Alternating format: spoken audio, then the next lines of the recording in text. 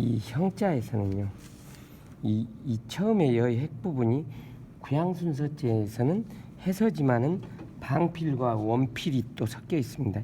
예서의 필액과 육조의 필액, 전서의 필액이 다 섞여져 있어요. 근데 일반적으로 사람들이 해서로 분류하기 때문에 해서에 각이 45도만 있는 줄 아는데, 이런 부분은 거의 방필로에서 처음에 방필로 시작을 해서 이렇게 돼서 뒤에서 전서의 필액인 원필로 끝나는 거예요.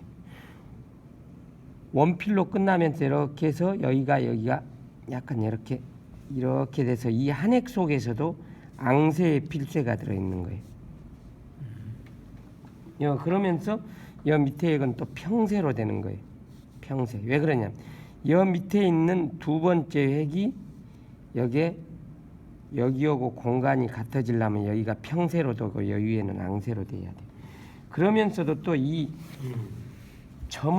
세 점을 갖다가 터럭3이라고도 하고 3점이라고도 하거든요. 이 세 점을 빼고도 여기 있는 부분이 딱 서 있어야 돼요. 균형을.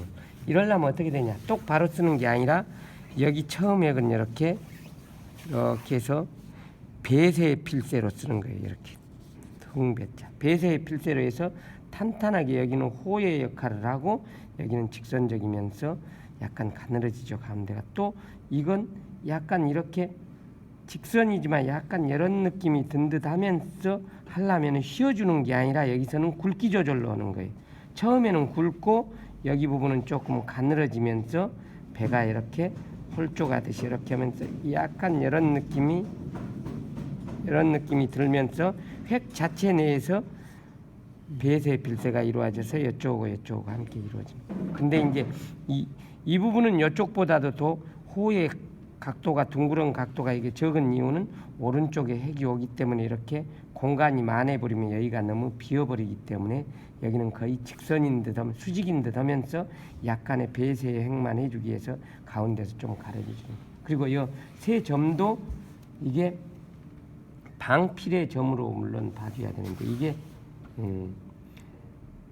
장천비 같은데 예서의 핵에서 이 반대로 되면 이렇게 각이 져서 이렇게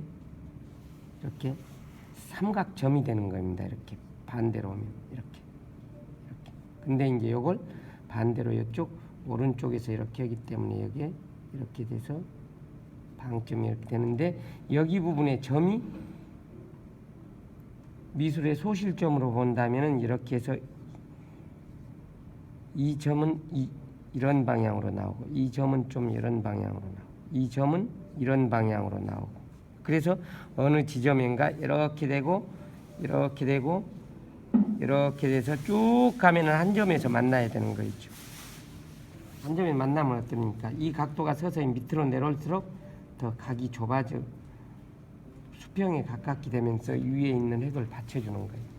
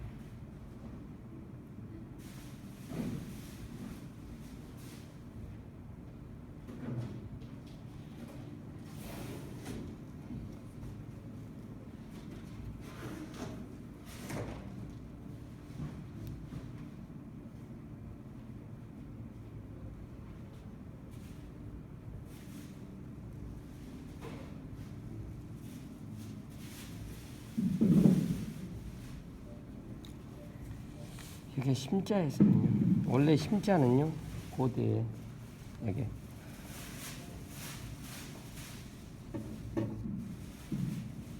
이렇게 됐어요. 이게 심장이거든요.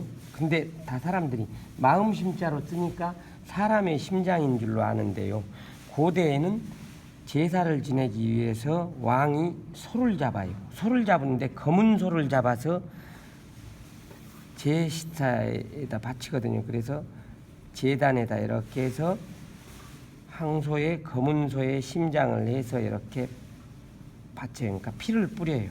그래서 피가 이 부분에 제단에 뚝뚝뚝 떨어지는 것을 보고 이게 이 글씨가 이렇게 돼서 이 시자 보일 시자로 되는데 제사 지낼 시자예요.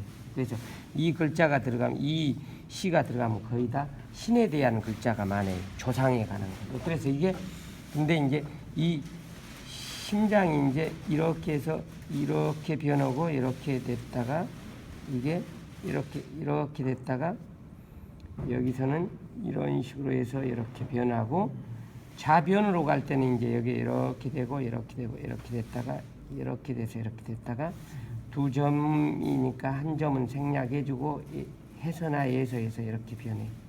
그래서 주간이나 목간 같은 데는 좌변이 이렇게 심자만으로 이렇게 돼. 그래서 이게 이 합형법이라고 해가지고 이건 심자의 여기 부분에 이렇게 해서 여기를 그러니까 맞춰주는 거예요. 그래서 이 부분에 엉덩이가 살짝 들려지게 하고 요건 코피가 뚝 떨어지듯이 코피가 떨어지다 그래서는 융락이라고 그래요. 융락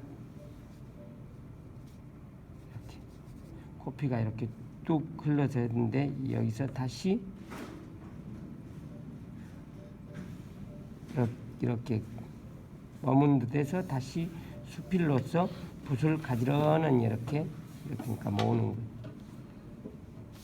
그래서 여기 이제 여기 이 점이 거의 이렇게 봤을 때 이렇게 일직선으로 이렇게 보게 하는 게 균형상 좋습니다. 이 끝부분은 사실 수월하지 않아요. 그래서 이렇게 약간 공댕이가 올라간 다음에 다시 첩피를 해서 뒤집어서 붓이 모아지는 거예요. 붓이 딱 갈고리도 이렇게 딱 해서 붓이 그러니까 중봉으로 모아져야지 옳은 거이죠. 이거 이렇게 빼버리면 이건 붓을 뿌려버리니까요. 올바른 해결로 볼 수 없죠.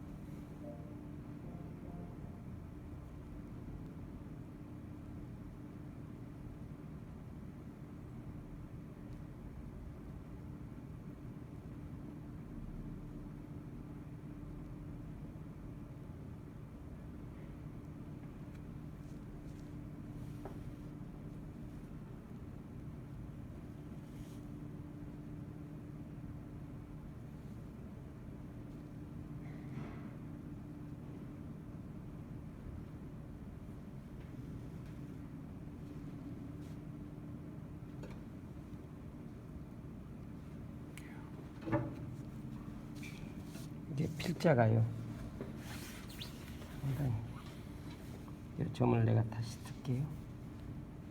이렇게 해서 약간 삼각점처럼 이렇게 내려가서 다시 붓을 세워서 수필을 해서 붓굿을 이렇게 딱 그러니까 모아서 빼줘.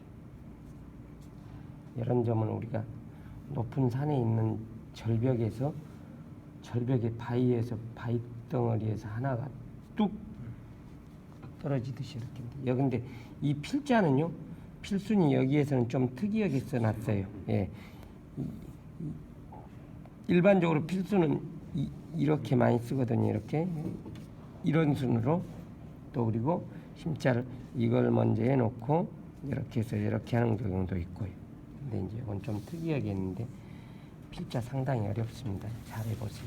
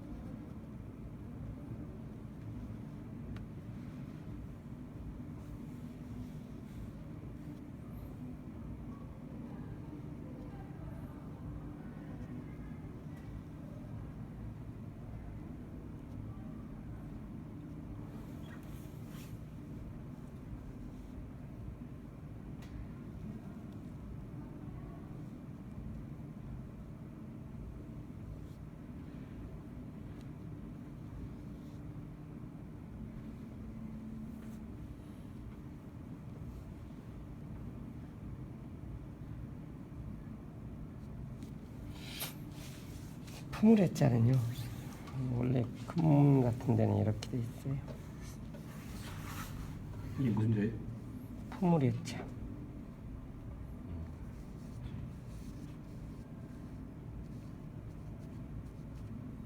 이게 뭐냐면요, 품다, 또 말하다, 또 생각을 이야기하다, 옛 생각을 말하다. 그래서 이 회포라 그러잖아요. 회포를 풀다. 자기가 안고 있는, 마음속에 안고 있는 것을 푼다. 근데 원래는 이 푸물의 자가 옷을 길게 늘어뜨리고 자기 부모나 부족이나 옛날 사람들로 누가 자기의 혈족이 죽었을 때 눈에서 달구똥 같은 눈물이 뚝뚝뚝뚝 떨어져서 슬퍼하는 모양이에요. 그래서 그러니까 회포를 풀다 그러면 옛 생각에 이렇게 젖어 있다 이런 뜻인데요. 이게 이제 이렇게 해서 예서 같은 데는 이렇게 돼 있어요. 이렇게. 근데 해서하면서 이제 이게 오드자로 이제 바뀌어진 거이죠.